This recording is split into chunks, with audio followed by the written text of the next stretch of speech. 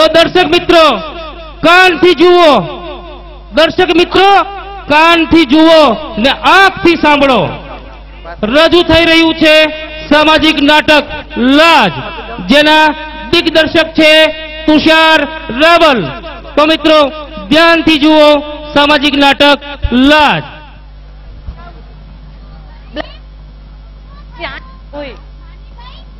ના, નથી માનતી. ના કહે છે. હજુ તો ફળિયું બજાર બે વાળવાનું બાકી છે. કેમ આમ કર્યું તમે? અરે જીગલી, ક્યાં મરી તું? આય એ આવી બા. બોલો બા, શું કામ છે? અરે આંખો ફાડી જો, આંખો ફાડી. કેટલો કચરો પડ્યો છે ફળિયામાં, કેટલો બજારમાં કચરો પડ્યો છે. વાળવાનું કર, વાળવાનું. એ અરે ટીવી જોવું છે. તમે વાળી નાખો. દિવાળી મુઈક, દિવાળી. આપણા ગામના, આપણા દેશના નેતાઓ કેટલાય દિવસોથી વાતો કરે છે કે પર્યાવરણને ચોખ્ખું રાખો, જ્યાં ત્યાં કચરો ના નાખો, પ્લાસ્ટિકને બાળી નાખો, ગામમાંથી કચરો કાઢો, દેશમાંથી કચરો કાઢો. પણ આપણે તો આપણા ફળિયામાંથી ની ના બજારમાંથી ની કચરો નથી કાઢતા. વાળવાનું કર, વાળવાનું. એ ભલે બા, હાવણી ક્યાં છે? અરે તો મારે તને હાવણી ગોતી દેવાની. કઈ વસ્તુ ક્યાં પડી છે ખબર નથી પડતી. કોઈ થની મને કોઈ. એ ભલે બા.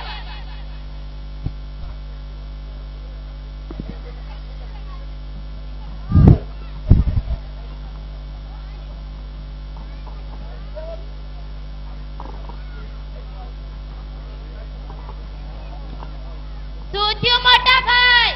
માની ગઈ? ના, નથી માનતી. ના જ કહે છે.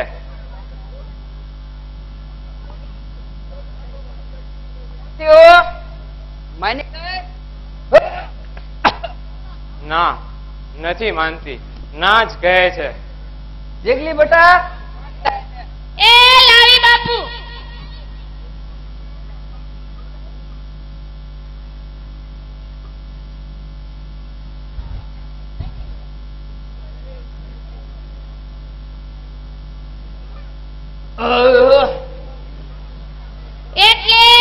એટલે શું મોટા ભાઈ, પરિણામની પહેલી રાતે તમારે રોણ નીકળી? અલી એ મગમાં ધોકા ન માર, વાત બીજી છે.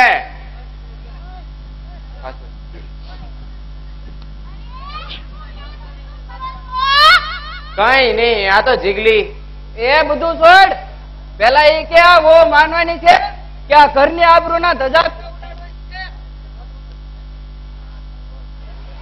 ના, તમારા બે પ્રશ્નોના જવાબ છે ના. પહેલા તમે મને માનવાની છે તો તેનો જવાબ છે ના. હું લાજ કાઢવાની વાત ને નથી જ માનવાની. મારો બીજો પ્રશ્ન કે આ ઘરની આ ધજાગરા ઉડાડશે તો તેનો પણ જવાબ છે ના. જ ઉડાડું. આમ પણ દીકરીને કુળની લાજ કહેવામાં આવે છે ને એક નહીં બબ્બે કુળની. તેથી હું આ બધે તેમ જ કરીશ. આખા ગામમાં એક એવું ફોડું નથી જઈને બહુ વારું એ લાશ કાઢવાની ના પાડ્યું ને તું એ કામ ભાન વગરની હોય એમ. એ બાપા, ભાન વગરની નહીં, ભાવનગર. ભાભી તું બંધ થા. આ મુખી બાપાના એ શું કામ? એને કે આની મોકાન જા. એ ભલે બાપા.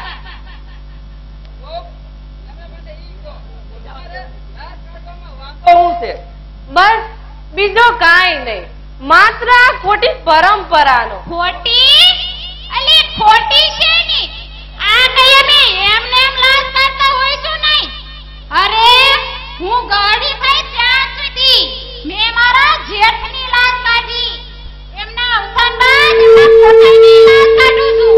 પણ કેમ લાજ કાઢો છો? કેમ તે બધાય કાઢે છે. અરે મારા સાસુઈ કાઢતા હતા ને એમના સાસુઈ ને એમના સાસુઈ લાજ કાઢતા હતા. પણ કેમ? મારો સવાલ એ જ છે, કેમ લાજ કાઢો છો? પરંપરાના કારણ નો એ જાળવવાની જ હોય. પણ દરેક પરંપરાની શરૂઆત એક કારણથી થઈ હોય છે. પપ્પા કારણ કહો. જો કારણ ઘડે એવું જાય તો લાજ હું ચોક્કસ કાઢીશ. લે તો હું જ કારણ શોધી દઉં ગૂગલ માં. પપ્પા આ લાજનું અંગ્રેજી શું થાય? અરે રેવા દે એમને નહીં આવડે અંગ્રેજી ને મને લાગે છે તેનું કારણ તારા ગૂગલ માં નહીં મળે. ગૂગલ કે ડોબી ગૂગલ ના. હા હવે એમાં એને ત્યાં 10 વરા અને લાજ તો છે બરોબર છે. પણ કેમ એ કોઈને નથી ખબર. ખબર હોય અમને ખબર છે. વેદો અને પુરાણોમાં આમ લખ્યું છે. રામ રામ આવો રામ રામ રામ રામ. બેહો મુંશી કાકા બેહો.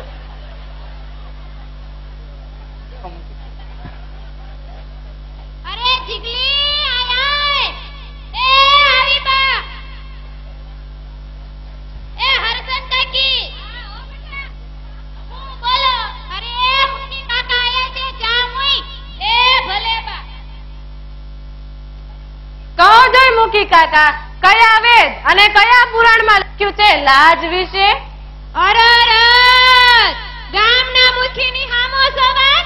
હું તો એમના ઘરેથી છું તોય કોઈ દી નથી બોલી. ક્યારેક કર્યો હોત તો મારે આજે આ સવાલ ના કરવો પડત. કાકી કહો જોઈ મૂકી કાકા કયા વેદ અને કયા પુરાણ તમે વાંચ્યા છે? અલી વાવ વાંચા નથી વેદ ને પુરાણ જાણાય છે. અચ્છા એટલે કાળા અક્ષર બેસ બરાબર ને વાતો વેદ અને પુરાણની. ગુડ. જો તું આ મુખી કાકા અને પપ્પાની હાજરીમાં આટલું બધું બોલે એ સારું ન કહેવાય. તમને છોકરીઓને પુરુષ સમાવડી બનાવવાની ઝુંબેશ શું ચાલી કે તમે તો ને કઈ રીતે સમોવડી? તે સમાવડી જ ને. અમારી સાથે નોકરી કરતા તો થયા છો. તે નોકરી સમોવડી ગણો છો તો નોકરી બાદ આ ઘરના કામ કેમ અમારે એકલા કરવાના? એમાં કેમ સમોવડી નથી બનતા? અરે વાહ તું ભણેલી છો મારા દીકરા પાસે ઘરના કામ કરાવીશ?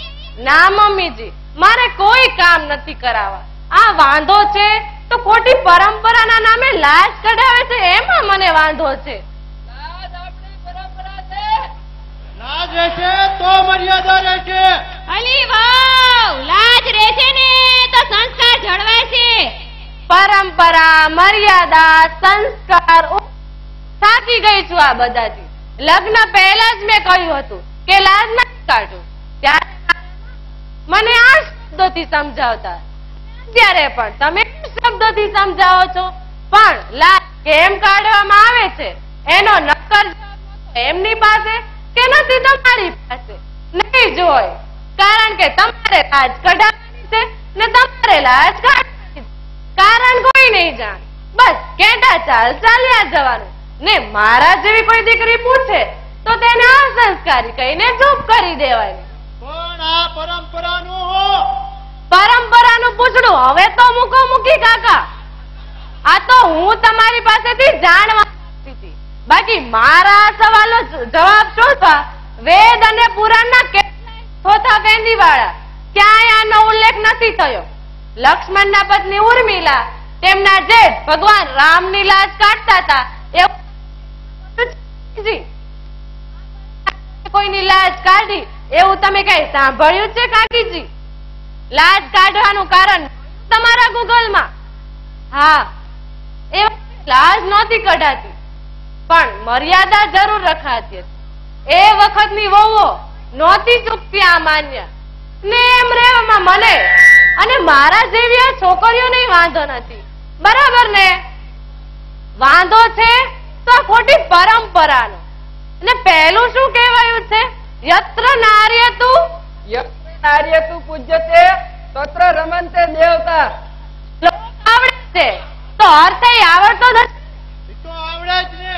જો હું કહું જ્યાં નારીની પૂજા થાય છે ત્યાં ભગવાનનો વાસ થાય છે. અરે વાહ.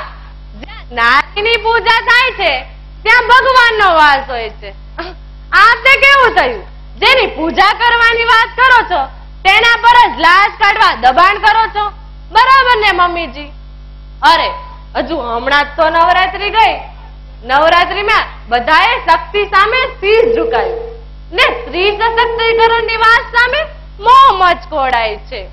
તિજોરીમાં પૈસા રૂપી લક્ષ્મી આવે એ સૌને ગમે છે, પણ ખરી લક્ષ્મીને તો જન્મતા પહેલા જ માતાના ગર્ભમાં મારી દેવા. અરે એવા તો કેટલાય દાખલા છે આ સમાજમાં. પૈસા લક્ષ્મી ગમે તો ઓહ BILLB બસ બહુ થયું. હવે તારી દલીલો બંધ કર ને લાજ કાઢવાની છે તારે. શાંતિથી આ બધા સમજાવે છે તો સમજી જા, નહીં તાર નહીતર શું કરી લઈશ તું? સમજવાની એને નહીં, તારે જરૂર છે. તારે આખી જિંદગી આ ગૂગલના સાથમાં નહીં જાય. આને સાથની જરૂર પડશે. આને સમજ, આની વાતને સમજ. પણ આ આખી વાતમાં વાક મારો જ છે. મારે જ પરણીને આવી ત્યારે મુદ્દે વિચાર કરવો જોઈતો હતો કે લાજ શા માટે કાઢવામાં આવે છે. પણ આ હવે સમજાયું એટલે સમજાય છે કે મેં જ આ પરંપરાના પડદાને મારી આંખ ઉપર ઢાંકેલો રાખ્યો હતો. પણ એ પડદાને હટાવું છું ને મુખી કાકા, હું તમારી મર્યાદા નહીં ચૂકું, પણ લાજ તો હું અત્યારથી જ મૂકું છું.